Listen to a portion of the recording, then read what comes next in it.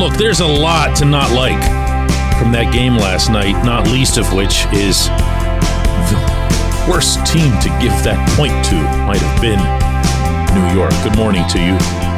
Good Wednesday morning. I'm Dejan Kovacevic of DK Pittsburgh Sports. This is Daily Shot of Penguins. It comes your way bright and early every weekday. If you're into football and or baseball, I also offer daily shots of Steelers and Pirates where you found this. Islanders 5, Penguins 4 in overtime. It was a wonderful, spirited comeback. Those 2 goals 50 seconds apart by Valtteri Puustinen and Drew O'Connor.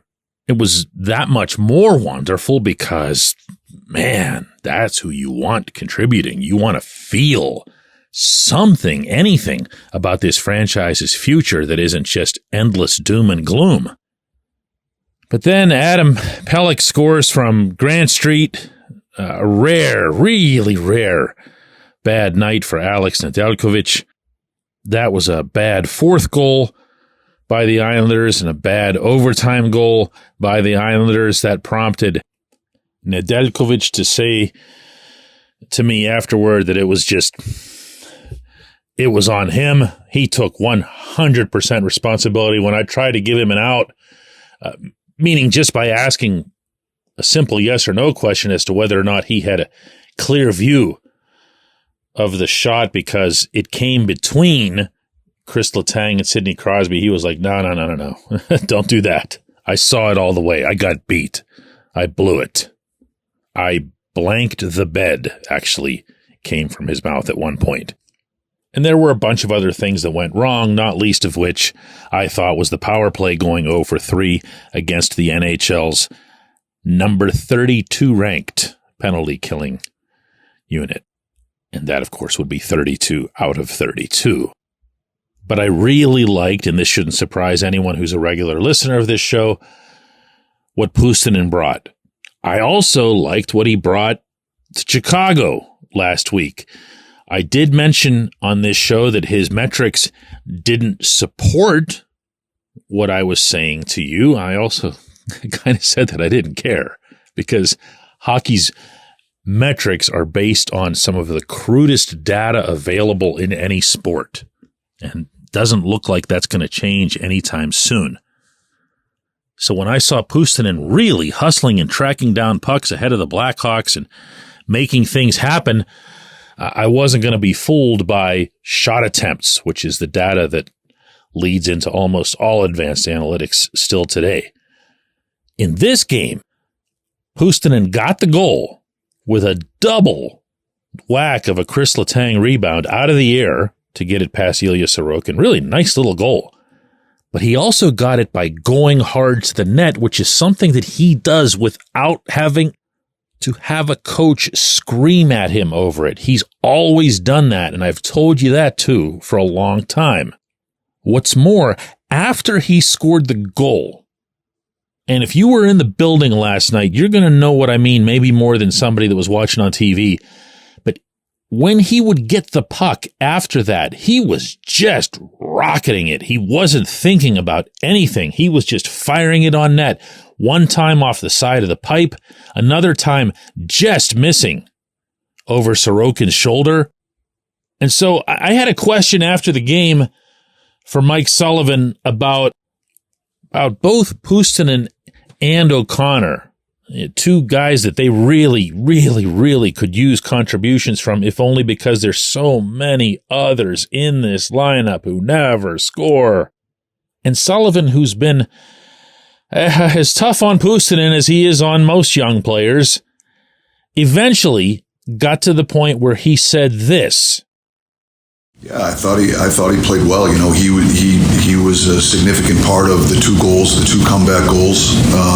He was in the middle of those. You know, I thought he was forechecking well. I think he has good poise with the puck. He has good offensive instincts. I think there's an element of offense to him that's untapped that we haven't tapped into yet. He's got a real good shot. He's got a deceptive shot. He has real good offensive instincts, and I think he's getting better with every game that he plays. He's picked up a step, foot speed wise. That is really evident to me, and I think that'll help him moving forward. I just think his learning curve has been steep, and I think he's getting better with every game he played. I thought he had a real strong game tonight. I found that interesting. I did, because this was the second time that Sullivan's described Puustinen as having a steep climb, and I've yet to have the opportunity to follow up and ask exactly what he means by that. Does that mean that he has a steep challenge because he's really bad at something, or does it mean that he's on a steep ascent, as in he's really getting better? I don't know that. I do know, and I found it unmistakable, the other stuff that he said, meaning that there's an extra stride to Puustinen's step. He's using his speed more often and more intelligently. He's not just flying around for the sake of flying around. But he also was saying that Puustinen is actually faster than during his first stint up. And that makes sense. If you've ever heard the term in baseball of a pitcher throwing free and easy, that's kind of what this is. A pitcher who gets stiff, a pitcher who gets a little too nervous or tightly wound on the mound isn't going to be as effective, and it's going to show in the quality of their stuff. Puustinen was very much that when he first came up, and I've said that to you as well. When he joined the team, he looked like he was looking around to get autographs from everybody and grossly overpassing. So he goes back to the AHL, and I know for a fact that he received more than a little bit of advice while down there. He needs to shoot the puck. Only way he's going to stay in the NHL as an offensive winger is to score goals. And the only way to score goals is to shoot the puck. Now, I'm not predicting anything grand for the young man, either for him or for O'Connor, but their contributions matter more than most. Now, to put this another way, and this is way more up my alley, when you get to those advanced metrics that I mentioned that are based on shot attempts, Puustinen was on the rink for 12 Pittsburgh shot attempts and 1 New York shot attempt. That's some pretty solid 200-foot hockey. You know who played a whole heck of a lot more than Puustinen last night? Yeah, Jeff Carter. He plays a lot. It's not just that he still plays, it's that he plays a lot. And you know who had the worst such rate among all forwards? That's right, it would be Jeff Carter. 3 Pittsburgh shots, 12 New York shots. When we come back, J1Q.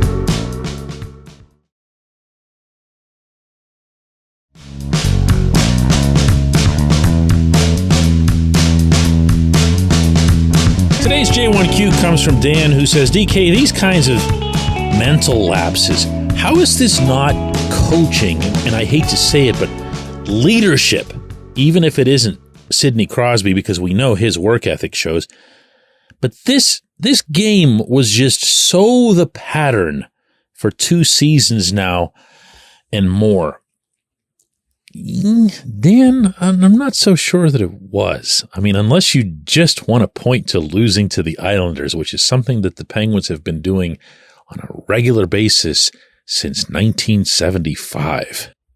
I saw things in this game that actually were very different than the way they've been losing most often of late. They've gotten great goaltending from both Alex Nedeljkovic and Tristan Jarry, for the most part, very few exceptions. And this was easily Ned's worst game. So that was different. They had what I thought were 3 mostly effective power plays. There was a part of the second one that was just torture to watch. And I know you know what I'm talking about. The part where they got into the umbrella formation and just passed across it, A to B to C to B to A. And the crowd started making this noise. Can I just break off here for a second? This noise, I don't even know what to do with this. I don't know how to describe it for you. If you were there, you know what I'm referencing here because you've never heard it before, unless you were there also for the game Sunday against the Kings, because it happened then too, where the crowd gets so angry with the power play even as it's occurring. And it doesn't yell, shoot, it doesn't do anything of the kind. It just screams like, I don't know, like a bad parent at a Little League game or something. But, okay, setting that aside now, the power plays, I mean, they were fairly effective. They did some collapsing. They did a bunch of shooting. And I thought Ilya Sorokin was pretty good, like all night, other than the Marcus Pettersson flutter shot on the very first goal. But even that he can be excused for, because all goaltenders will tell you that those mistimed shots or those mishits are some of the toughest to stop. I'd be lying if I told you I thought this team was going to come back the way they did, not once, but twice. I'd really be lying if I told you that I thought a couple of young guys were going to be the ones to get the goals. And I definitely don't think it's par for the course to have all four lines, but especially the top three, pitch in the way they did. I didn't think the fourth line was very good other than for a couple shifts, but the first three was pretty much spread evenly. But I also know that there is a huge divide between the way the public perceives overtime wins and losses and the way they're perceived in the locker room. I know every point matters. They know every point matters. They know where they are in the standings. But there's a big gap between that and looking at your overall performance and how well you played and how hard you played, and then having it boil down to a 3-on-3 freak goal or a shootout. You're going to have to take my word for it that they don't take those things too seriously, even in a setting like this. Don't be put off when you hear that either.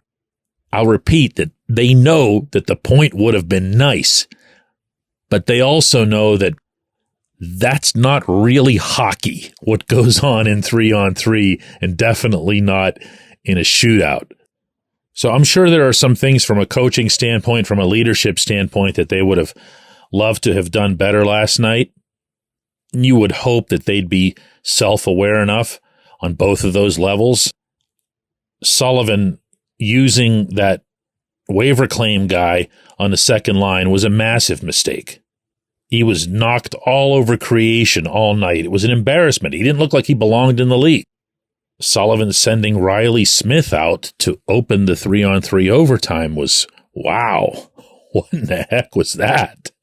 And right after demoting him, willfully, demonstratively to the third line before this game? Wow. And from a personnel standpoint, going up to the GM, just the misuse, the misapplication, the misjudgment regarding Puustinen is just nuts at this point. Open your eyes, people. But don't cloud that with however upset you might have been when Adam Pelech's goal sailed by. That's an outcome thing. That's an overtime thing. It's just a punctuation that doesn't really come with a lot of weight as to how your team played, and it definitely has no bearing on coaching or leadership or whatever. It was a 50-foot unscreened wrister that beat a goalie who's been very good for you all year. I appreciate the question. I appreciate everybody listening to Daily Shot of Penguins. We're going to do another one of these tomorrow.